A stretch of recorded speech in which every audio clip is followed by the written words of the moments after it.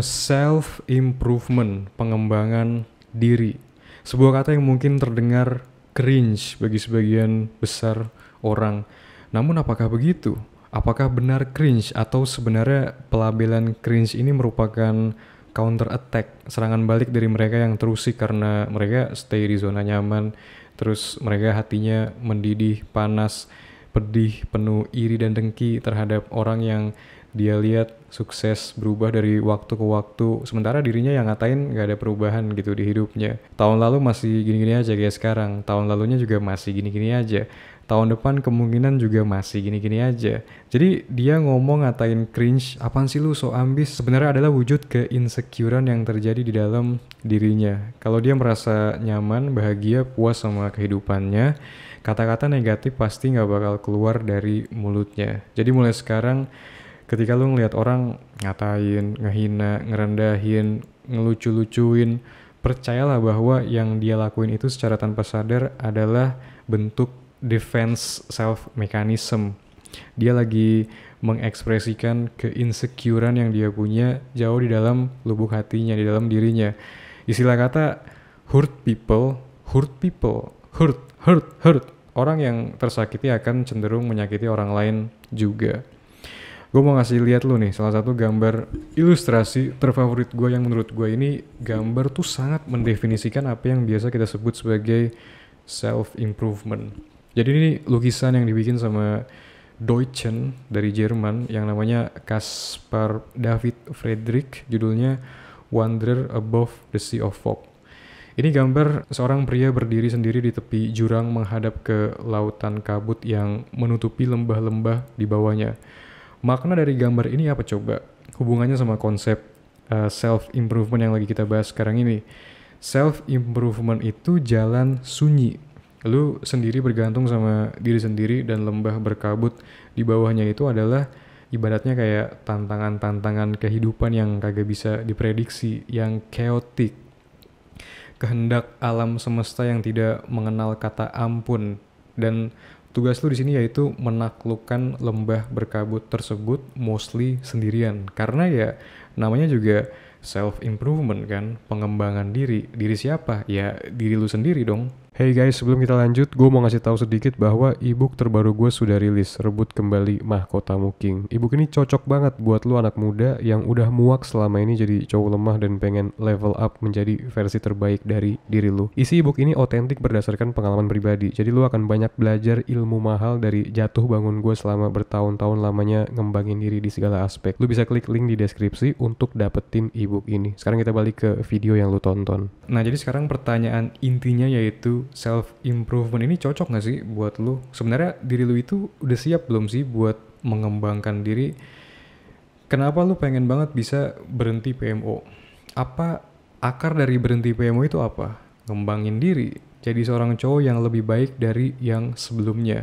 Walaupun PMO itu enak buat dilakuin, tapi lu tahu jauh di dalam lubuk hati kalau ini tuh sebuah tindakan yang salah banget, makanya lu pengen berhenti kan. Kalau ini sesuatu yang lu rasa bener jauh di dalam lubuk hati, lu pun pasti bakal menyetujuinya juga. Pasti ya lu bakal lanjut terus dan lu nggak akan merasa bersalah. Jadi good newsnya kalau bisa gue tebak, lu pada yang subscribe channel ini at least punya kesadaran kuat buat ngembangin diri. Self improvement mungkin bukan buat lo kalau lo selama ini lebih suka ngikutin feeling, ngikutin emosi, terbiasa hidup spontan tanpa struktur dan perencanaan. Gua kasih contoh misalnya di hari-hari lu kerja atau kuliah atau sekolah Senin sampai Jumat. Pagi sampai sorenya lu melaksanakan kewajiban utama yaitu belajar buat yang sekolah atau kuliah, kerja buat yang udah kerja. Setelah tanggung jawab ini kelar, malamnya pas lagi santai, relaxing and chill, lu sebenarnya masih punya waktu yang bisa dimanfaatin buat develop diri. Let's say buat lu yang udah kerja, lu gak puas sama kerjaan, dimana kerjaan terasa monoton, boring, gak sesuai sama passion lu dan gak sesuai sama panggilan jiwa lu. Nah, waktu malam hari sepulang kerja ini adalah golden opportunity yang bisa lu manfaatkan buat merubah nasib lu. Jadi kalau lu punya semangat self improvement, lu bakal ngeluangin waktu buat kayak baca buku, bangun side project, personal branding, konten, belajar crypto mungkin, finance dan sebagainya. Tapi kalau lu nggak peduli sama sekali sama self improvement, lu bakal ngelakuin apa yang dilakuin sama mayoritas kebanyakan orang, yaitu mendistraksi diri, menenggelamkan diri di entertainment, scrolling sosmed, lihat sesuatu yang gondal gandul, maraton series atau anime di Netflix, gaming, dan tentu saja yang paling menghancurkan yaitu PMO. Besoknya kerja lagi kayak biasa, siangnya merasa seperti tokai, terjebak di kerjaan yang bikin lo tidak happy. Malamnya baliknya buat ngilangin stres di siang harinya tadi, full entertainment lagi sampai tidur kan. Lo bakal terjebak terus di siklus yang susah dijelasin ya. Nggak puas gitu rasanya. Ada yang kurang, ada yang mengganjal, dan secara jangka panjang ini efeknya meredupkan aura lo gitu, jadi gelap dan lesu dan tidak berenergi karena lu menekan feeling lu selama ini. Paham tidak, bosku? Yang juga sangat miris yaitu kenapa orang yang self improving ini kadang dijudge sebagai sesuatu yang cringe gitu. Ah, lu ngapain sih sok-sokan ngembangin diri? Ini bukan diri lu banget ngelakuin ini, nggak kayak lu yang biasanya deh.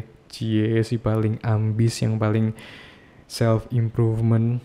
Kenapa hanya dikit orang yang mutusin buat self improvement sementara mayoritas orang kurang tertarik sama hal ini?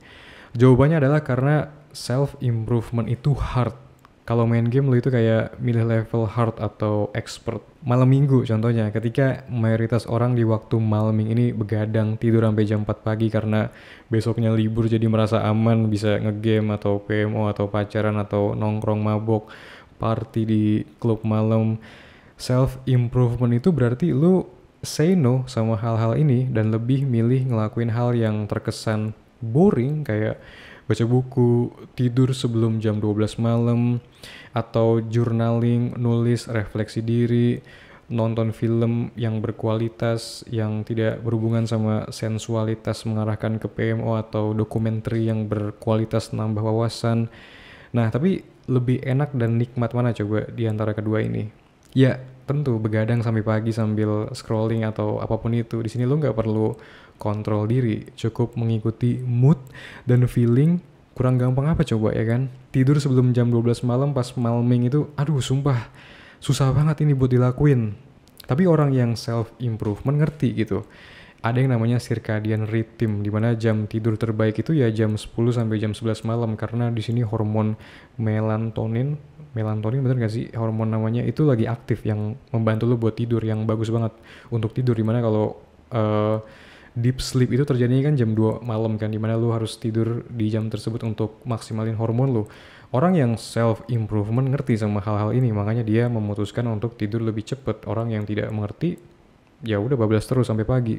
Lu tetap tidur sebelum jam 12 malam meskipun malming, biar besoknya meskipun libur tetap fresh badan, berenergi, tetap bisa produktif dibandingkan ketika lu begadang sampai subuh. Besoknya siangnya pas bangun meskipun secara jam tidur sama kayak 7 sampai 8 jam, pasti beda di tubuh efeknya. Lebih lemes, lesu, lebih gloomy gitu bawaannya. Dan yang paling penting, the most important things, ngelihat dari sisi efek jangka panjangnya nanti gimana, orang yang self improvement pasti selalu secara progres lebih maju dibanding orang yang selama ini cuma nyinyir self improvement itu cringe, cie si paling ambis. Gapnya makin lebar gitu nanti, lu makin naik, kualitas dan kebahagiaan hidup lu makin meningkat, sementara mereka yang selama ini cuma ngatain doang bakal tetap bisa ngatain doang karena mereka nggak ada perubahan sama sekali di hidupnya, nggak ada improvement, stagnan gitu-gitu aja secara wawasan, karakter, kepribadian, perspektif, sama aja stagnan.